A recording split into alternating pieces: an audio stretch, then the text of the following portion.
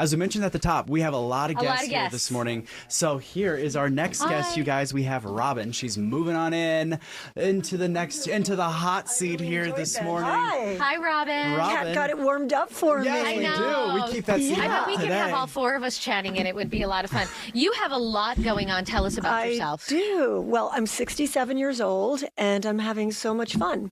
I have a professional career. I'm in real estate. I'm a ballroom dancer, competitively. Wow. Very, very competitively. Last year, I took up improvisational acting. I have service work that I do, a family, my first grandchild. So a lot of different buckets going on. Now, okay, let me just, first of all, you look great for 67. Thank you. But I feel like when people kind of reach a certain age, they're like, all right, I'm going to start dwindling down my life, making it less complicated. Ty, why? Well, that's why I wanted to ask you, And then- why did you decide to take on everything? If I can add to that, we've seen so many things where it's like, I don't remember the names of it. Bill Gates didn't start this until he was 50, Right. and so didn't start this until they were 60. It's never too late. It's never too late. First of all, think about all the wisdom and all the knowledge that we now have sitting within us. True. And many of us have a little bit of a simpler life. We're not negotiating kids. Maybe the career is taking a little downshift, so there is a little more time. And I don't take things quite as seriously. I think when you're younger, things are really high stakes. I was terrible when I started improv acting last year. Now I'm less terrible. And I've met all these friends that are in their 30s. Do you let any type of criticism, critique, feedback roll off your back a little bit? Is it easier to not care what people say and think? Well, Anita, first of all, I am in a luxury market in real estate. And I tell my team, you have to be like a duck and let it all roll off your back. You have to have a skin. So I don't take criticism that seriously unless I care about the person who's giving me the feedback. That is such a good point. And then I have to put myself on pause and listen and reflect.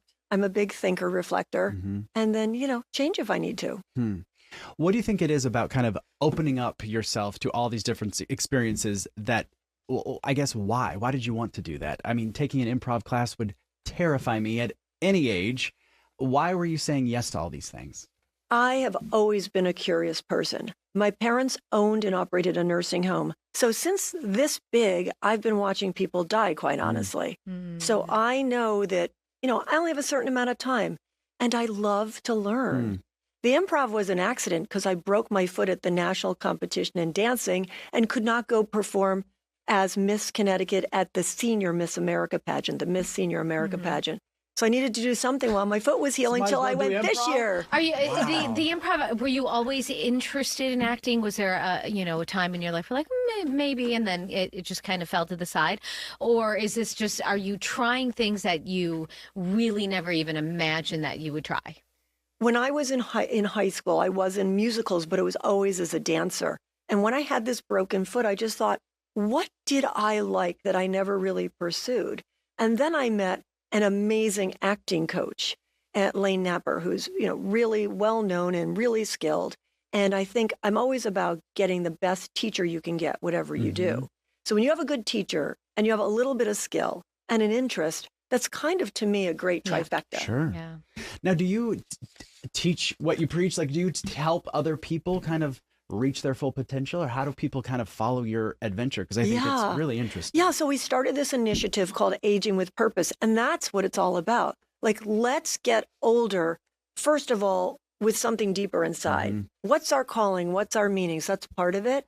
And then as we get older, let's look at all the core pillars: fitness, emotional, relationships, spirituality. Yeah. So, Yeah, we teach that to the teens as they're growing up so they know how to deal with it. But as your life is changing, as you mentioned, you have to learn to deal with things again. How do people get a hold of you?